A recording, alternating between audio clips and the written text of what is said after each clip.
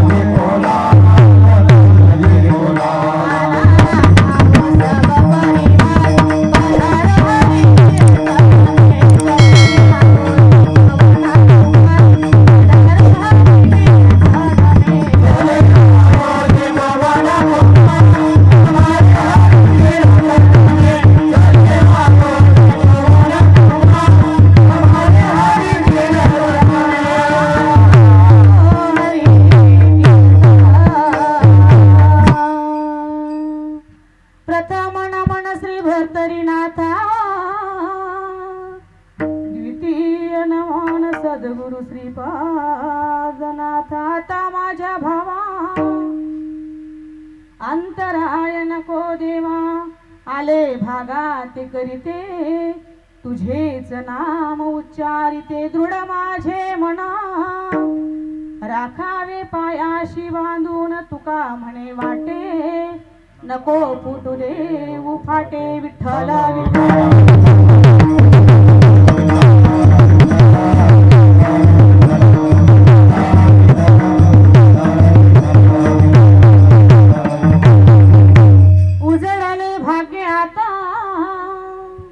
अवघी चिंता ही वारली संत दर्शनी हा लाभ पद्मनाभ जोडीला संपुष्ट हृदय पेटी करोनी पोटी साठवू संत दर्शनी हा लाभ पद्मनाभ जोडीला तुका म्हणे होता ठेवा तो या भावा सापडिला संत दर्शनी हा लाभ पद्मनाभ जोडीला प्रस्तुत प्राप्त प्रसंगी प्रकटीका सेवेकरता घेतलेला अभंग जगद्गुरु जगतवंदनीय संतांची शिरोमणी वैराग्याची महामूर्ती ज्यांनी उभा महाराष्ट्र गाजवला जसा उभा महाराष्ट्र गाजवला तसा मराठा मर्दरान मैदानी भडकला तसा तुमचा माझा भगवा झेंडा फडकला आणि अशा भगव्या झेंड्याचे प्रतीक असणारे छत्रपती शिवाजी महाराज यांचे आद्यगुरु तुकोबराय धर्मगुरु तुकोबराय आणि या तुकोबरायांच्या जीवनामध्ये सद्गुरूंचं आगमन झालं आणि नेमकं भाग्य उजळणं कशाला म्हणतात तुकोबराय तुम्हा आपला इंटिमेशन देतात की बाबा रे भाग्य उजळणं कशाला म्हणतात आणि म्हणून माझ्या जीवनामध्ये बाबाजी चैतन्यांसारखे महापुरुष आले आणि माझ्या जीवनाचं भाग्याला पारावर राहिला नाही आणि असं सुंदर असं भाग्याचं चिंतन मांडणारा किंवा सद्गुरु जीवनामध्ये येऊन नेमक्या माझ्या जीवनाला काय दिशा भेटली याचं सुंदर असं चिंतन मांडणारा अभंग तुम्हा संत सज्जनासाठी विठ्ठल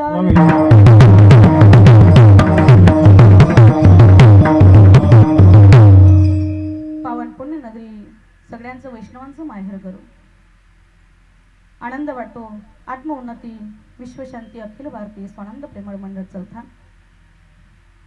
या ठिकाणी कुणीही नावाचं भुकेलं नाही तर सगळे नामाचे भुकेले आहेत आणि म्हणून सगळेच वैष्णव बांधव साधक बांधव सगळेच अगदी श्रीपाद परिवार बारकाईने जर कधी विचार केला महात्म्यांनो तर या ठिकाणी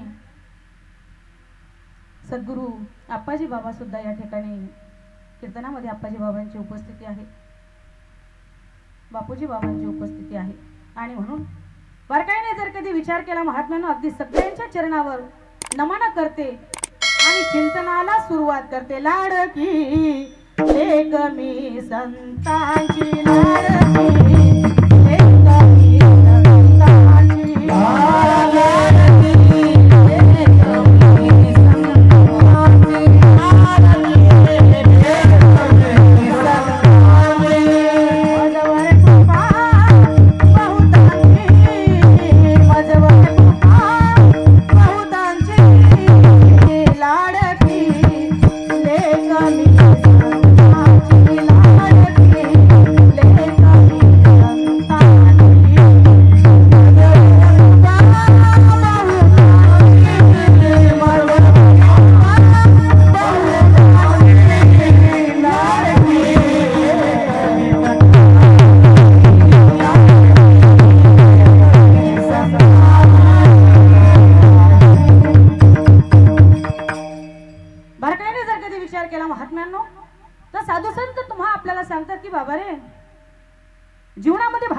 कशाला म्हणतात, भाग्य उजळणं कशाला म्हणतात, सद्गुरू कशाला म्हणतात, ज्ञान कशाला म्हणतात, तत्व कशाला म्हणतात, बोध कशाला म्हणतात.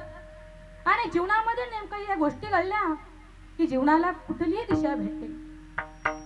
साधू संत तुम्हा आपल्याला सांगतात, तुकोबारायांच्या जीवनामध्ये तुकोबाराय तुम्हा आपल्याला सांगतात की बाबा उजळले भाग्य आता अवघी चिंता ही वारली. तुम्ही आपण संसारी लोक आहोत, संसारामध्ये चिंताग्रस्त माणूस राहतो, पण तुकोबाराय सांगतात की जीवनामध्ये संत महापुरुष आले की चिंता जाते.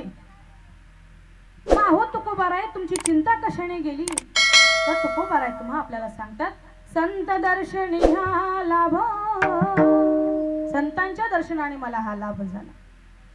तुम्ही संसारी जीव असून सुद्धा तुमच्या जीवनामध्ये जर कधी सद्गुरूंचं आगमन झालं तर तुमची सुद्धा चिंता वारेल.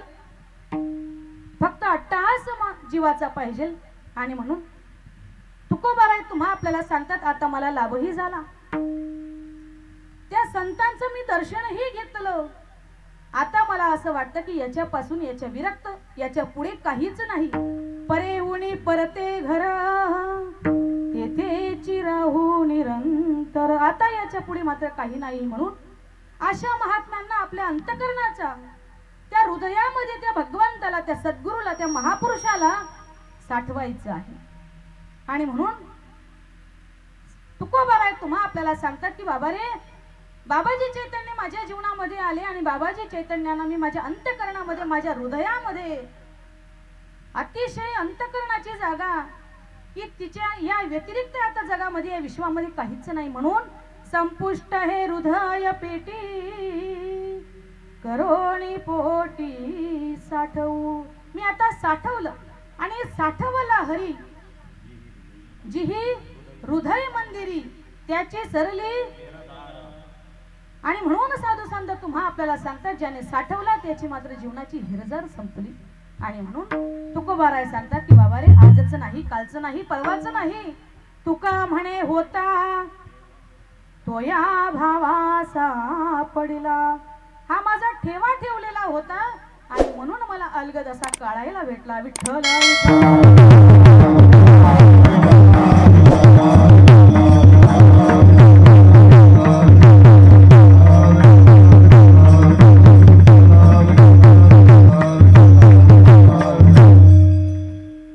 तुकोबाराय तुम्हा आपल्याला सांगतात की बाबा अरे, जीवनामध्ये खरी गरज कशाची आहे.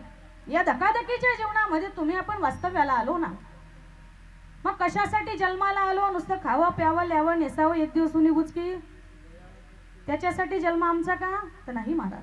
काहीतरी विशिष्ट कारणासाठी तुमचा आणि माझा जन्म झालेला आहे. ज्या वेळेस आम्ही अनुग्रह घेतला त्याच वेळेस तुम्हा आपल्याला सांगितलं की तुमचा जन्म काहीतरी विशिष्ट कारणासाठी झालेला आहे. सहज आलो का आम्ही सहज आलो नाही. मग जर कधी सहज आलो नाही, काहीतरी कारणासाठी आलोय, मग साधू संत तुम्हा आपल्याला सांगतात की बाबा रे, ते कारण तुला शोधायचं आहे. बरं झालं तुम्ही आपण साधू संतांच्या नंतर जन्माला आलो, बरं झालं तुम्ही आपण साधू संतांच्या नंतर जन्माला आलो. जर साधू संतांच्या आधी जन्माला आलो असतो तर किती फजिता झाल्या असत्या आमच्या. आणि म्हणून प्रत्येक वेळेस आम्हाला त्या सद्गुरूंनी तो ज्ञानाचा मार्ग दाखवावा. मला चालन शिकवलं, मला बोलन शिकवलं, मला चालन शिकवलं, मला बोलन शिकवलं, माझ्या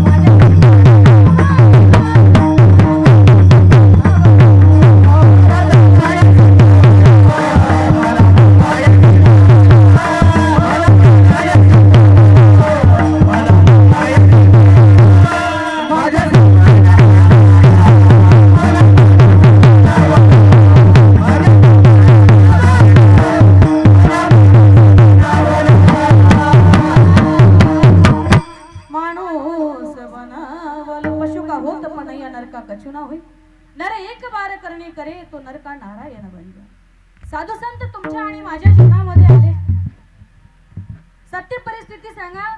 सद्गुरू यायच्या आधी तुमच्या माझ्या जीवनाची दिशा कशी होती हो? दिशा कशी होती आमच्या जीवनाची? कुठे जीवन मात्र कसं चाललं होतं कोणाला समजत? प्रत्येकाचं जीवन असं अगदी वाहत होतं। पण बारकाईने जर कधी विचार केला, ज्या दिवशी संत महापुरुष जीवनामध्ये येतात, ज्या क्षणी अनुग्रह झाला त्याच क्षणी मुक्त झालो, बंधन त्यात्म्याला बोलवू नये। ज्या दिवशी संत महापुरुष जीवनामध्ये येतात, लावून यात कुरवाडीला माथा, सांगितली चिंता न करावी। संसारामध्ये चिंता आहे पण परमार्थामध्ये चिंता ही वाढते। संसारामध्ये चिंता वाढते आणि परमार्थामध्ये चिंता ही वाढते। आणि म्हणून साधू संत तुम्हा आपल्याला सांगतात की बाबा, अरे तुम्ही आपण संसारी लोक आहोत, पण या धकाधकीच्या जीवनामध्ये या संसारामध्ये राहूनच तुम्हा आपल्याला काय करायचं आहे, तर जीवनाचं सोनं करायचं आहे। म्हणून साधू संत तुम्हा आपल्याला सांगतात की बाबा, अरे कोणाचे 5 गेले, कोणाचे 15 गेले, कोणाचे 25 गेले, कोणाचे 50 गेले, कोणी जसं आलं तसं निघून गेलं, पण परमार्थाची धुरा मात्र जीवनामध्ये भेटली नाही। भाग्याचे आहोत तुम्ही आपण, किती भाग्याचे आहोत तुम्ही आपण की अशा पर्वावर, अशा क्षेत्रामध्ये तुमचा आणि माझा जन्म झालेला आहे। विचार जर कधी केला महाराज, तर या चलतान शिवाय जर कधी आम्ही दुसरीकडे राहिलो असतो तर खरंच ही गोष्ट भेटली असती का हो आम्हाला? तर नाही भेटली असती। पण बारकाईने जर कधी विचार केला महात्म्यांनो, तर साधू संत जीवनाचा अट्टहास करतात। कशासाठी? फक्त जीवाचं जीवपण बाद व्हावा आणि जीव हा शिवदशेला प्राप्त व्हावा, आणि म्हणून संत महापुरुष प्रयत्न करत असतात। जर कधी आम्हाला धुळ्यावरनं चलथान गावाला यायचं असेल, धुळ्यावरनं चलथान यायचं असेल, तर दगड सुद्धा तुम्हा आपल्याला काय देतात?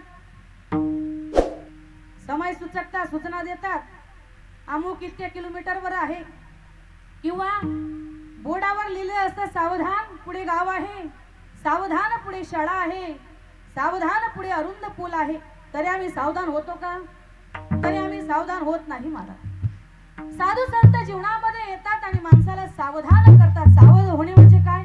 हे नरा आत बघ जरा, जीव हा खरा नोहे ही माया, तू बुद्धी दर्पणी ब्रह्म रवीची। तू कोण आहे? ममे वांशो जीवलोके जीव भूता सनातनम। तू ईश्वराचा अंश आहे बा, आणि ईश्वराचा जर कधी जीव अंश आहे तर याला कुठे भेटायचं आहे? ईश्वराला जाऊन भेटायचं। मग ईश्वराला जाऊन जर कधी भेटायचं आहे तर मध्यस्थी कोणाला तरी करावं लागेल। सध्या लग्न सराई चालू आहे, आम्ही मध्यस्थी कोणालाही टाकतो। जोपर्यंत मध्यस्थी टाकत नाही तोपर्यंत मुलगा तयार आहे, मुलगी तयार आहे, पण मध्यस्थी जर कधी कोणी तयार नसेल तर मुलगा मुलगी सोडून येत। मग दोनाचे जर कधी 4 हात करायचे असतील तर मध्यस्थी कोणाला तरी टाकावं लागेल। आणि म्हणून जीवाचं आणि शिवाचं जर कधी लग्न लावायचं असेल तर मध्यस्थी कोणाला तरी टाकावं लागेल। तो मध्यस्थी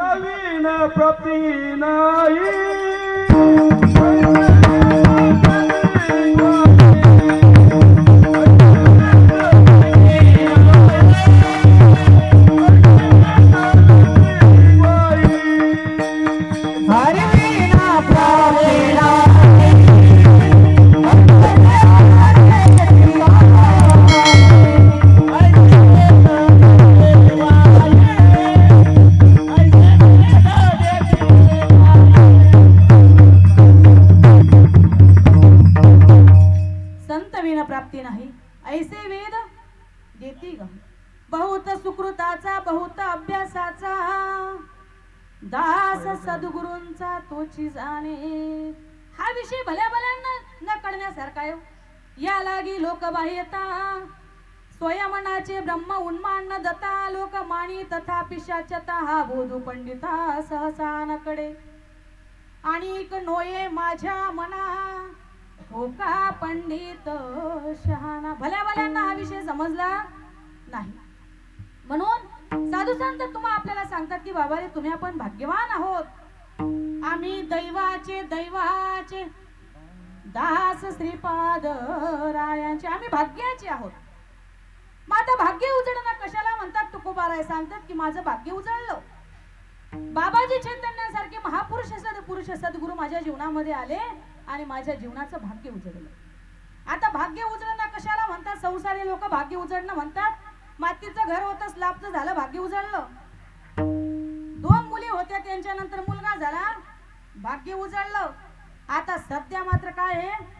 लग्न जमत नाही. लग्न जर कधी जमलं तर भाग्य उजळलं. साधू संत तुम्हा आपल्याला सांगतात की बाबा रे, अरे भाग्य उजळणं कशाला म्हणतात? कारण ज्या दिवशी भाग्य उजळतं ना महाराज, ज्या दिवशी भाग्य उजळतं, 30 वर्षापासून आपण या चौथान गावामध्ये आहोत. आताच काळ आणि ज्या वेळेस आम्ही अनुग्रह घेतला नव्हता तो काळ बघा. बारकाईने जर कधी विचार केला महाराज, तर ज्या दिवशी आमच्या अंतःकरणामध्ये ही ज्योत जागृत झाली त्या दिवशी काय झालं? मोगरा फुलला, मोगरा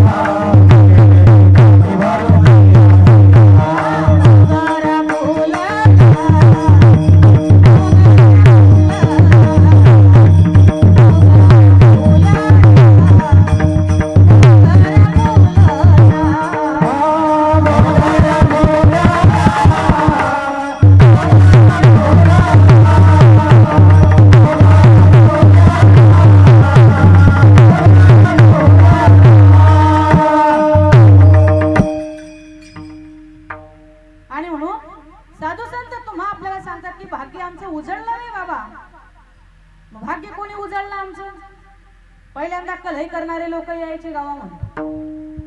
पहिल्यांदा कलही करणारे लोक यायचे. आता पितळी भांडेच नाही तर कलही करायचं कामच. पहिल्यांदा कलहीवाला जर कधी आला तो आवाज द्यायचा आणि बाया घरातनं भांडे बाहेर आणायच्या. मग कलही करताना कशा पद्धतीने कलही केली जायची? कशा पद्धतीने कलही करायचे हो? भांड तापवलं, जसं का भांड तापवलं तर बाहेरून गोळा मारायचे. कलईवाला काय करायचा? बाहेरून गोळा मारायचा. बाहेरून मारायचा का आतून मारायचा? आतून मारायचा. संत महापुरुष जीवनामध्ये येतात आणि खऱ्या रीतीने आतून कसा गोळा मारावा हे संत महापुरुषांनी शिकवलं. नाहीतर आजवर आमचं काय होतं चालू? बाहेरूनच गोळा फिरवत होतो. म्हणून कलईवाला येतो, भांड तापवतो, गोळा घेतो आणि आतून मात्र त्या भांड्याला चकाकी आणतो. संत महापुरुष सुद्धा जीवनामध्ये येतात आणि भांड्याला चकाकी देतात. आणि ज्या दिवशी भांड चकाकलं, ज्या दिवशी भांड चमकलं, आतून चमकलं, ते कोणाला समजतं? जीवाला समजतं का? ते संत महापुरुषांना समजतं की भांड कसं झालंय? आत निर्मळ बाहेर निर्मळ. काय झालंय? चकाकी आलेली भांड्याला. आणि भांड्याला ज्या दिवशी चकाकी आली ना बाबा, त्या दिवशी संत महापुरुषांना प्रसन्नता होते. त्या दिवशी खऱ्या रीतीने संत महापुरुषांना प्रसन्नता होते की काय झालं? जीवाला चकाकी आली. तुकोबारायांच्या जीवनामध्ये सुद्धा संत महापुरुषाचं, सद्गुरूंचं आगमन झालं आणि तुकोबारायांच्या जीवनाला दिशा भेटली हो आतून. कारण तुकोबारायांचा परमार्थाचा जर कधी विचार केला महाराज, आम्ही सुद्धा महाराष्ट्रभर मात्र परमार्थ मांडतोय, महाराष्ट्रभर परमार्थ मांडतो, पण परमार्थाची रीत फक्त तुमच्या आणि माझ्या जवळ आहे, एरवी कोणाजवळ नाही. आणि म्हणून साधू संत तुम्हा आपल्याला सांगतात की बाबा रे, अरे भांड्याला चकाकी आणणं फक्त आणि फक्त याच कंपनीमध्ये केलं जातं. याच्या व्यतिरिक्त कंपनी कुठे नाही. आणि म्हणून या ठिकाणी त्या भांड्याला चमक येते महाराज. आणि जशी त्या भांड्याला चमक आली तसं मात्र तुकोबारायांच्या जीवनामध्ये त्यांनी सुद्धा ऐसी दिशा येई माझ्या अंगा चित्त पांडुरंगा झुरत असे. तुकोबरांसारखे महात्मे सुद्धा या गोष्टीसाठी झुरत होते. आम्ही कशासाठी झुरतो? जर कधी कोणाजवळ लाख रुपये जर कधी आले, कोणाजवळ गाडी घेतली, बंगला घेतला, कोणी घर घेतलं, तर आम्ही त्या ठिकाणी झुरतो. पण तुकोबराय सांगतात, कै ऐसी दशा येई माझ्या अंगा चित्त पांडुरंगा झुरत असे. बाबा, अरे मला कधी ही दशा, माझी कधीही दशा होईल जीवनाची, आणि माझ्या जीवनामध्ये माझं स्वतःच आत्मस्वरूप भांड हे चकाकी आणण्यासाठी मी कुठे गेलो होतो? संत महापुरुषाकडे गेलो होतो. आणि म्हणून तुकोबरायांनी सुद्धा स्वतःचं भांड उजळून घेतलं, आणि तुकोबरायांनी ते भांड आपल्या सद्गुरूकडनं उजळून घेतलं. आणि ज्या दिवशी सद्गुरूकडनं ते भांड उजळून घेतलं, त्या दिवशी मुखारविंदामधून शब्द आले, ऐसे व्यापक ज्ञान भले जे जयाच्या हृदयी गिवसीत आले, तयाची समता दृष्टी बोले विशेष काही. अरे बाबा, शब्द जर कधी मुखारविंदामधून बाहेर काढला तर तो शब्दच ब्रह्म आहे. आणि म्हणून तुकोबाराय सांगतात, त्याच्यासाठी भांड उजळणं गरजेचं आहे. माझं भांड उजळलं, आणि म्हणून मुखारविंदामधून शब्द निघाले. अभंगाचं प्रथम चरण.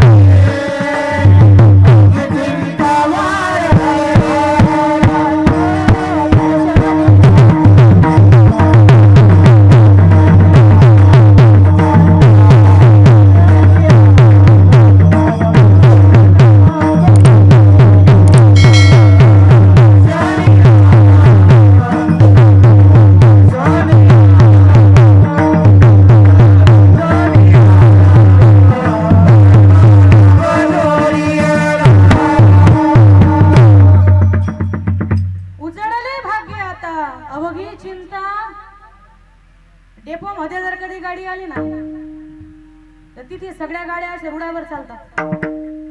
डेपोवर जर कधी गाडी आली मेन डेपोला, तर गाड्या अगदी सुरळीत चालतात. पण याच गाड्या जर कधी बाहेरच्या प्लॅटफॉर्म गेल्या तर काय होतं? संत महापुरुष जीवनामध्ये येतात आणि सांगतात की बाबा रे, जे सत्य आहे ते सत्यच जगाला सांग. जर कधी तुला जे सत्य माहिती झालेलं आहे ना, ते आता जगापासून लपू नको. का नको लपू? जर कधी आम्ही विचार जर कधी करत असू, पाप कशाला म्हणतात, पाप कशाला म्हणतात, तर माझ्या वयानुसार मी याचा अभ्यास केलेला आहे या गोष्टीचा, की पाप यालाच म्हणतात. जे संत महात्म्यांनी तुम्हाला अगदी अंतःकरणामध्ये जे ब्रीद दिलं ना, ते ब्रीद जर कधी तुम्ही जगापासून लपवत असा, तर त्याच्या व्यतिरिक्त पाप जगामध्ये नाही. विठ्ठल विठ्ठल आणि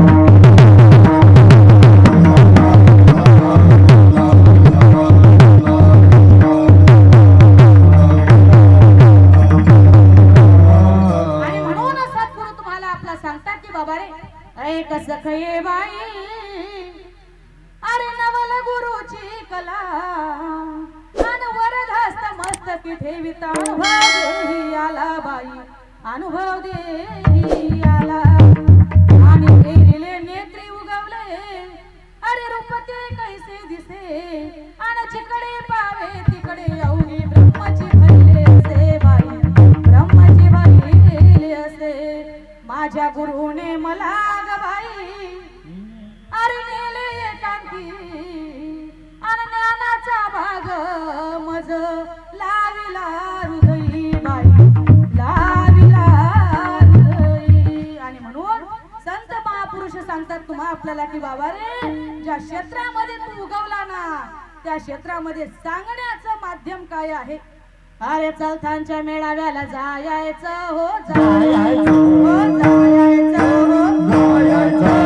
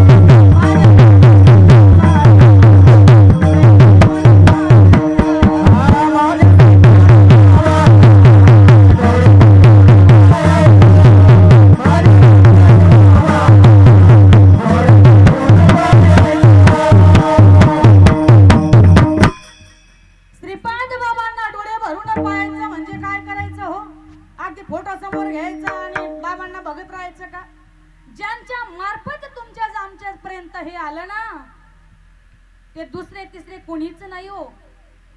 म्हणून साधू संत तुम्हा आपल्याला सांगतात की बाबा रे जी गोष्ट त्यांनी सहज आपल्याला शक्य करून दिली. कारण तुम्ही सहज जर कधी म्हणत असाल तर ही सहज गोष्ट शक्य नाही. तुम्ही आपण सांगतो की आता हे शक्य नाही, पण ज्या दिवशी सद्गुरूंच्या मनामध्ये आलं ना त्या दिवशी जीवाचं सोनं करण्याची ताकद मात्र त्यांच्या हातात आहे. आणि म्हणून संत महापुरुष जीवनामध्ये आले हो. तुमच्या माझ्या जीवनामध्ये सुद्धा बापूजी बाबा जीवनामध्ये आले आणि जीवनाला खरी दिशा भेटली. बारकाईने जर कधी विचार केला महाराज तर कोण कुठलं कोकणातील आंबे, समुद्रातलं मीठ आणि कुंभारगडचं मडकं. कोकणातील आंबे, समुद्रातलं मीठ आणि कुंभारगडचं मडकं ज्या दिवशी त्यांचं तिघांचं एकत्रीकरण होतं त्याचं काय होतं त्यांचं मीठ, मडकं आणि आंबा तिघ वस्तू एकत्रीकरण झालं तर त्याचं काय होतं. कधी मध्ये लोणचं टाकेलच नाही. काय होतं त्याचं लोणचं होतं. आता मला सांगा लोणचं टाकल्या खाऊन घेतो का आम्ही. ज्या दिवशी टाकतो त्याच दिवशी आम्ही मालकाला सांगतो ल्या उरका याच सांगतो का. ज्या पद्धतीने लोणचं मुरू द्यावं लागतं तसं संत महापुरुष सुद्धा तिघही गोष्टी एकत्रीकरण करतात आणि काय करतात मुरवतात. आणि जसं का मात्र ते जीवामध्ये ते मुरलं, ज्या दिवशी त्या जीवामध्ये ती वस्तू मुरली त्या दिवशी खऱ्या रीतीने ज्ञानोबा ते तत्व सांगतात. ऐसे व्यापक ज्ञान भरे केव्हा ही मुरण्याची भूमिका आहे. म्हणून साधू संत तुम्हा आपल्याला सांगतात की बाबा रे अरे दिलं ना या ठिकाणी सगळेच आम्ही नामधारक आहोत. बाहेर जर कधी परमार्थ सांगायला गेले बाहेर नावाचे भुकेले माणसं आहेत. कशाचे नावाचे. आणि इथं कशाचे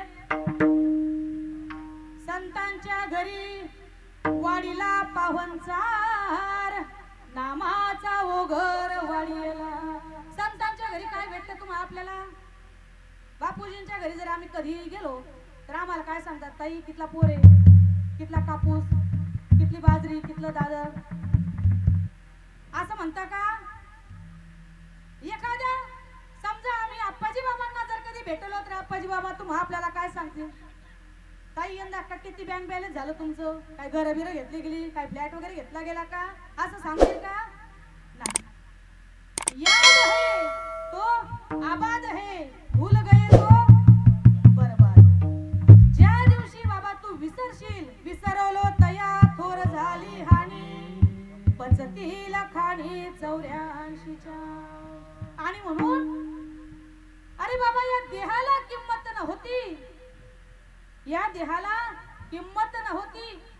गिराईक दुकानावर गेला, गिराईक दुकानावर गेला आणि दुकानदाराला सांगितलं, दादा अहो मला 1 किलो बदाम घ्यायचे.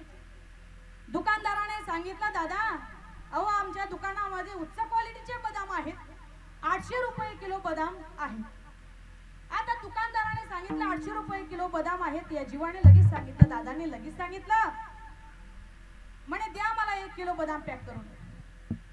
त्या दुकानदाराने 1 किलो बदाम पिशवीत टाकले, 1 किलो बदाम पिशवीत टाकले, पिशवी उंचावली आणि त्या गिराईकाला सांगितलं, दादा 800 रुपये किलो आहेत. मला सांगा बदामाची किंमत 800 रुपये का पिशवीची किंमत 800 रुपये? कशाची? कशाची किंमत? बदामाची किंमत 800 रुपये. पण बदामासोबत कोणाची किंमत झाली? या पिशवीची सुद्धा किंमत झाली. 3.5 हाताच्या देहामध्ये सद्गुरूंनी ते महाब्रीद दाखवलं आणि म्हणून या पिशवीची सुद्धा किंमत झाली हो, नाहीतर याला किंमत नव्हती. कारण की बारकाईने जर कधी विचार केला महाराज तर देह काळाचे, धन कुबेराचे, येथे मनुष्याचे काहीच नाही हो, काहीच नाही. बारकाईने जर कधी विचार केला तुम्ही, आपण सांगतो की परमार्थ ज्याच्याजवळ काही नाही म्हणे, ज्याला वेळच वेळ आहे तो खऱ्या रीतीने याच्यामध्ये अटकतो. पण ज्याला वेळच नाही, ज्याच्यामध्ये अफाट संपत्ती ज्याच्याजवळ आहे, ज्याच्याजवळ बँक बॅलन्स आहे, सगळं काही आहे, तो मात्र याच्यामध्ये अटकत. पण मला सांगा आजपर्यंत आम्ही कित्येक असंख्य अशा करोडपती लोकांना सुद्धा आमच्या महापुरुषांच्या पायावर लोळताना बघितलेलं आहे. माहिती का? या ठिकाणी संपत्तीचा अभाव नाही. या विश्वामध्ये जर कधी सोन्याचं सांगितलं, सोन्याच्या बाबतीमध्ये फक्त 2च लोकांचा आज आतापर्यंत नंबर आलेला आहे. धनाच्या आणि सोन्याच्या बाबतीमध्ये फक्त 2च जणांचं नाव यादीमध्ये आलेलं आहे. एक म्हणजे भगवान श्रीकृष्णांचं आणि एक रावणाचं नाव आलेलं आहे. किती सोनं होतं भगवान श्रीकृष्णाजवळ? किती सोनं होतं तर द्वारका सोन्याची होती. रावणाजवळ किती सोनं होतं तर लंका सोन्याची होती. पण पुढे जाऊन चिंतन सांगते तुम्हाला, एकाची जडाली आणि दुसऱ्याची बुडाली, एकाची जडाली आणि दुसऱ्याची, रावणाची जडाली महाराज आणि कृष्णाची. बारकाईने जर कधी विचार केला महात्म्यांनो तर अफाट अशी ज्याच्याजवळ धन होतं तरी एकाची जडाली आणि दुसऱ्याची बुडाली महाराज. त्या ठिकाणी आमचं काय? गाजराची पुंगी वाजली तर वाजली, नाहीतर काही आहे आमचं नाही. आणि म्हणून संतांना सांगावं लागलं की बाबा रे, जीवनामध्ये फक्त आणि फक्त एकच लाभ आहे. ज्या दिवशी तुझ्या जीवनामध्ये खऱ्या रीतीने संत महापुरुष येतील ना, तो जीवनाचा तुझा. जर कधी आम्ही धनवान झालो तर आम्ही म्हणतो आम्हाला लाभ झाला. पण हा लाभ माझ्या मीराबाई सांगतात